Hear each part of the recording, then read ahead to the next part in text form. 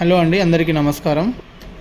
So ఇక్కడ ఇవాళ నేను toss Telangana open school society SSC వాళ్ళది 10th క్లాస్ వాళ్ళది ఒక తెలుగు పేపర్ని ఎక్స్ప్లెయిన్ చేయడానికి ట్రై చేస్తాను. ఒకసారి చూడండి మోడల్ పేపర్ ఎలా వస్తుందో మనకి. సో ఇక్కడ మనకు మ్యాక్సిమం 100 మార్క్స్కి ఎగ్జామ్ అనేది ఉంటుంది.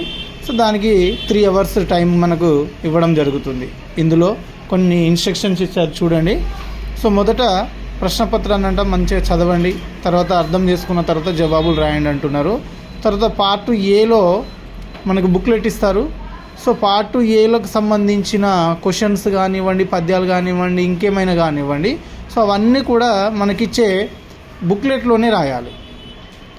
అలాగే పార్ట్ బిలో వచ్చే అంటే మనము బిట్ పేపర్ అంటాం కదండి, ఆ బిట్ పేపర్ని అందులోనే రాయాలి. మనం బిట్ పేపర్లోనే రాయాలి, ఫస్ట్ ఇచ్చిన ఆన్సర్ షీట్లో రాయకూడదు. సో ఎగ్జామ్స్ అంతా కంప్లీట్ అయిన తర్వాత ఆ 2 పేపర్ని పిన్ చేయాలి.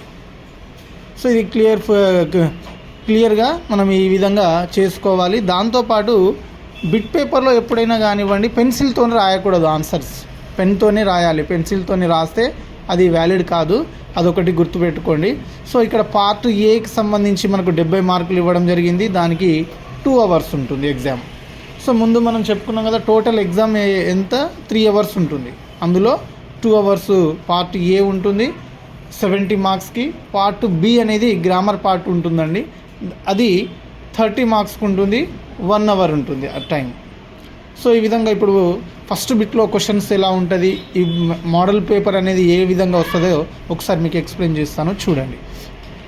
సో అవగాహన ప్రతిస్పందన అనేది ఫస్ట్ బిట్ ఉంటుంది. అందులో 2 పద్యాలు ఇస్తారు. సో ఆ 2 పద్యాలలో ఏదైనా ఒక పద్యానికి ఇది లేదంటే ఇక్కడ లేదా అని ఇచ్చారు, ఇది ఈ రెండిట్లో ఏదైనా ఒకదానికి భావం రాయమంటున్నాడు. ఇక్కడ చూడొచ్చు కింద వాటిలో ఏదైనా ఒక పద్యానికి భావం రాయండి, దానికి 5 మార్క్స్ ఉంటుందండి. సో ఇంకోటి సెకండ్, అందులోనే రెండవ కింది పేరాన్ని చదవాలి. ఎప్పుడైనా చూడండి, ఫస్ట్ క్వశ్చన్ పేపర్ ఇవ్వగానే ఒకటి పద్యం ఇస్తారు మనకి 5 మార్క్స్కి. దాని భావం తెలిసి ఉంటే భావం రాయాలి అని అంటారు. లేదంటే కొన్ని దాంట్లో పద్యం ఇచ్చి ఖాళీలు ఎంటీ ఇస్తాడు, ముందు లైను లాస్ట్ లైన్ ఇస్తారు, దాన్ని ఫిల్ చేయండి అని అంటారు. కొన్నిసార్లు ఏమో ఫుల్ పద్యం ఇస్తారు, దానికి సంబంధించిన భావం రాయమంటారు, అది 5 మార్క్స్కి. నెక్స్ట్ ఫస్ట్ బిట్లోనే సెకండ్ కింది పేరాన్ని చదవాలి.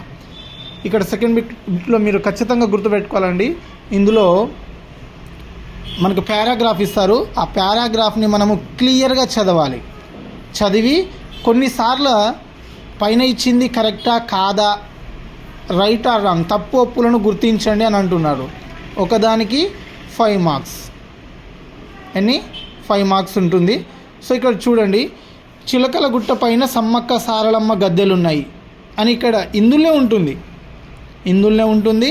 దాన్ని చూసి మనం కరెక్టా కాదా అనేది చేయమంటున్నాడు, రైట్ ఆర్ రాంగ్ అని అడుగుతున్నాడు మనల్ని. సో చిలకల గుట్ట పైన సమ్మక్క సారలక్క గద్దెలు ఉన్నాయా? లేవు, మేడారంలో ఉంటాయి. చిలకల గుట్ట పైన సమ్మక్క సారక్క యొక్క కుంకుమ భరణిని తీసుకొస్తారు, గద్దెలు పైన లేవు, కింద ఉన్నాయి. అది చిన్నగా ఉంటాయండి ఇవి. సో ఈ 5 మార్క్స్కి సంబంధించినవి. సో అలాగే కొన్నిసార్లు ఇక్కడ కూడా మనం గమనించాలి, ఇక్కడ కూడా కొన్నిసార్లు ఇప్పుడేమో మనకి ఈజీగా తప్పొప్పులను గుర్తించండి అని అంటున్నారు, కానీ కొన్నిసార్లు క్వశ్చన్స్ ఇస్తారు. క్వశ్చన్స్ ఇచ్చి వాటికి పైనే ఆన్సర్స్ ఉంటాయి, పైనే చూసి రాయమంటారు. కొన్నిసార్లు ఏమో 5 క్వశ్చన్లను తయారు చేయమని చెప్పేసి పైన ఉన్న వాటిలోనే క్వశ్చన్లు తయారు చేయమని చెప్పేసి చెప్తారు. సో ఇక్కడ ఇంకో పారాగ్రాఫ్ ఇచ్చారు, ఇది కూడా కింది పేరా చదవండి, ప్రశ్నలకు జవాబులు రాయండి. ఇవ్వండి కింద పేరా, మనకు పారాగ్రాఫ్ ఇచ్చారు. ఆ పారాగ్రాఫ్కి సంబంధించిన క్వశ్చన్స్ కింద ఉన్నాయి. భర్తృహరి శతకాలను వెలుగులోకి ఇలా 7, 8, 9, 10, 11 వరకు ఉన్నాయి క్వశ్చన్స్. సో ఈ క్వశ్చన్లకి సంబంధించిన ఆన్సర్స్ ఇందులోనే ఉంటాయి, మనం క్లియర్గా చదివి రాయాలి. దీనికి 5 2s 10 మార్క్స్ ఉంటాయండి. Easy process.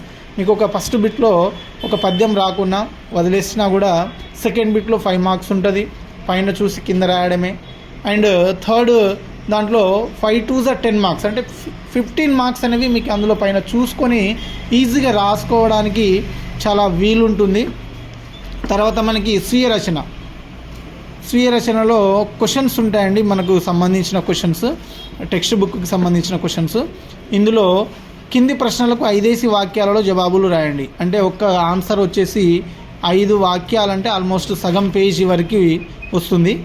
సో దానికి సంబంధించి 40 మార్కులు ఇక్కడ ఇవ్వడం జరిగింది. వర్షాలు అనే పాఠము, గోలకొండ పాఠము, సుదర్శనుడి యొక్క గర్వానికి గల కారణం ఏంటి అని అడిగిండు. సంగం సీతారామయ్య ఎవరు అని అడుగుతున్నారు. విహారయాత్రలు చేయడం వల్ల కలిగి. సో ఇక్కడ మనకి ఈ 3-4 క్వశ్చన్లు అనేవి చాలా ఈజీగా రాసుకోవచ్చు. మనం ఒక్కసారి ఆ క్వశ్చన్స్ని మనం చదువుకుంటే ఆ లెసన్ నుంచి ఏ క్వశ్చన్ వచ్చినా కూడా మనం ఈజీగా రాసుకోవడానికి మనకు ఛాన్స్ ఉంటుందండి. అలాగే తర్వాత కింది ప్రశ్నలలో ఏదైనా ఒక దానికి 10 వాక్యాలలో జవాబులు రాయమని అంటున్నాడు. ఇక్కడ 3 ఇచ్చాడండి. 17లో మనకు 12, 13, 14 చూడవచ్చు. 12, 13, 14, 15, 16 ఇవి ప్రతిదీ కూడా రాయాలి. ఎన్ని ఉన్నాయి? 5 ఉన్నాయి. ఈ 5టికి 5 ఖచ్చితంగా రాయాలి మనం. 5 ఎందుల 40. ఈ ఒక్క దానికి 8 మార్క్స్ అండి. ఒక్క క్వశ్చన్కి 40 మార్క్స్ ఇచ్చారు కదా ఇక్కడ మనకి. అందులో 5 ఎందుల 40 అనేది ఇవ్వడం జరుగుతుంది. తర్వాత ఇక్కడ వచ్చేసి ఈ 17లో 3 ఇచ్చారు. లేదా అంటే ఆర్, లేదా అంటే ఫస్ట్ వన్ ఇదైనా రాయవచ్చు, ఇదైనా రాయవచ్చు, ఇదైనా రాయవచ్చు. ఈ 3లో ఏదో ఒకటి రాస్తే మనకి 10 మార్క్స్ అనేది వస్తుందండి. సో అలాగే నెక్స్ట్ బిట్లో వచ్చేసి ఇక్కడ కూడా కింది ప్రశ్నలలో ఏదైనా ఒక దాన్ని 10 వాక్యాలలో సమాధానాలు రాయమంటున్నాడు. ఒక దానికి 10 మార్కులు అండి. సేమ్ 8-in-1లో సంగం లక్ష్మి